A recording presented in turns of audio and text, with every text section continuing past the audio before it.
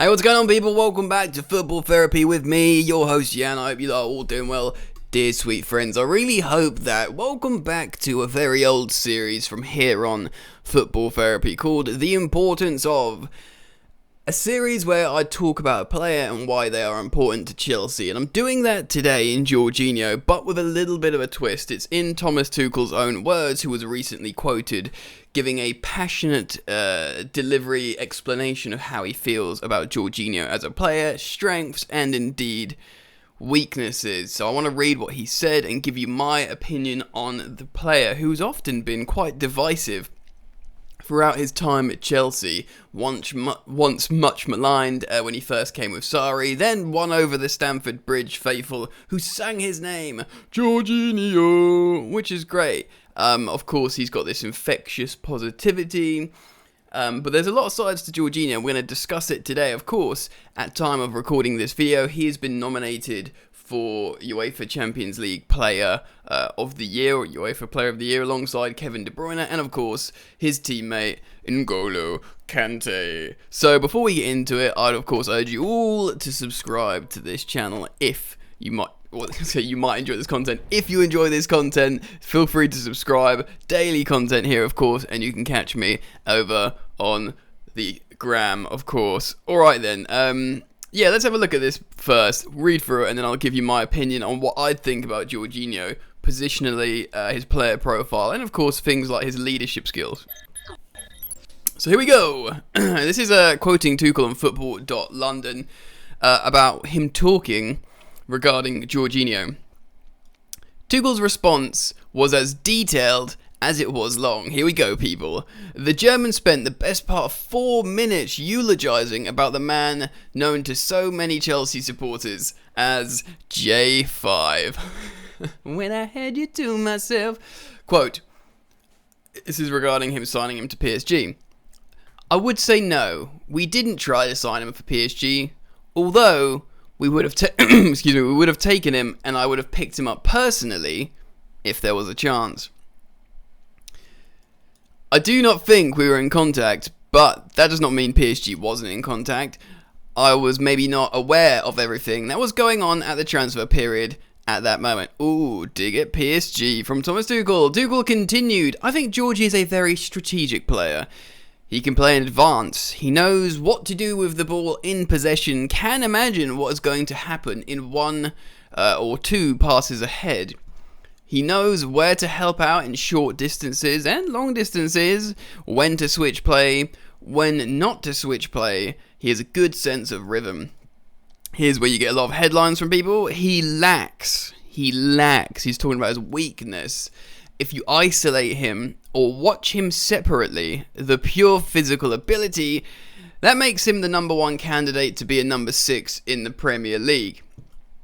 But once you have him in a structure, he's very well organised in his game. He organises all the environment around him, which helps him help them.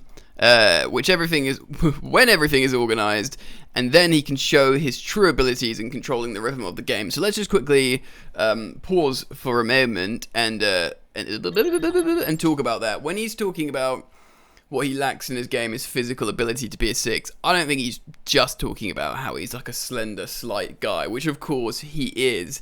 I think he's talking about generally being a lone 6, defending in transitional football, like, you know, maybe more of a Fernandinho type of player that plays in the 6 role by himself, the quintessential CDM, or a John Obi Mikel kind of thing, you know, that can sweep up, that can sense danger, that can use physicality and sniff out transitions. That's not his strength. In fact, although he does pull off a lot of tackles and interceptions as metrics, I don't think they truly highlight this facet being perhaps a weaker part of his game, as Chelsea manager Thomas Tuchel, who of course loves him, has just highlighted.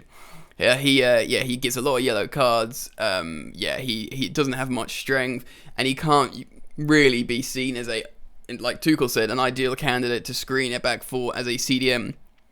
But systemically, using cerebral intelligence implemented into a I don't know, relatively intricate tactical system, or at least a dogmatic tactical system that has very strong principles, you will find no better metronomic player than the likes of Jorginho, who of course is a regista, as Football Manager would have you believe, and of course, hipster football Twitter. No better than Jorginho at that quite important role, where he was utilised great in a very systemic system, a sort of dogmatic systemic system like Sarri ball. Of course, he was the most important figure. And indeed, in a retaining possession, counter-pressing system like Thomas Tuchel's Chelsea. He, of course, was a very, very impressive, well, he wasn't very impressive, but a very important player as well for Mancini's Azzurri in Euro 2020, which, of course, they won.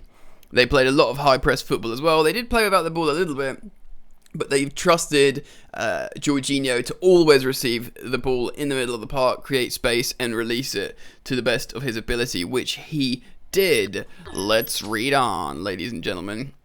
Okay, here we go here. Sweet, so let's read on. He's relentless on defense. He wants to be everywhere on the pitch.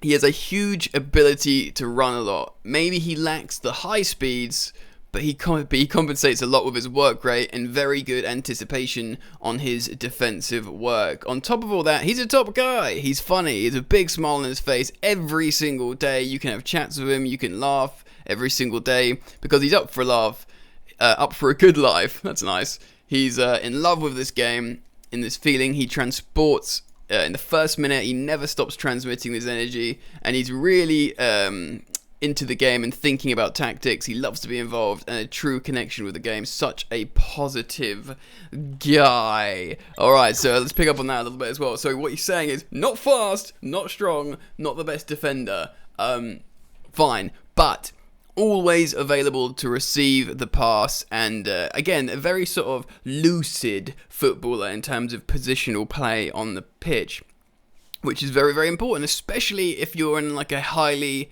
again, I don't want to use the word dogmatic, but you're really dependent on your system, on your tactics, the perfect player in the midfield. And let's talk about his character. He is a leader.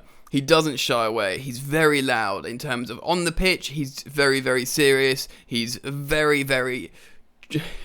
He's got the drive to win, basically, which some players, a lot of players have, but some players don't. They're just good at football. Do you know what I mean? And they're therefore a footballer. Jorginho was immediately given the vice-captaincy by Frank Lampard, perhaps a coach that you wouldn't see him valuing a player of Jorginho as much as, say, a Tuchel and a Sarri, who are so wedded to particular systems and philosophies. Frank Lampard tried a few other things. Of course, he's still a young and developing coach himself, but he loved Jorginho. He loved Jorginho, and he, gave him the vice-captaincy, and he saw those leadership qualities, something that Frank Lampard is very qualified to see, as, of course, being a leader himself and being in the game at the highest level for most of his career. And yes, the infectious positivity, the always laughing, you see it on the training ground all the time, or on his teammates' Instagram, or in interviews. I love that because he had a lot of character to overcome adversity at Stamford Bridge, and the fans sing his name now. But the fact how he's, when he started playing well and when he was accepted, then he let himself be himself, which again is just really infectious positivity. When a new player comes in, they immediately feel at ease because they've got Jorginho making them laugh.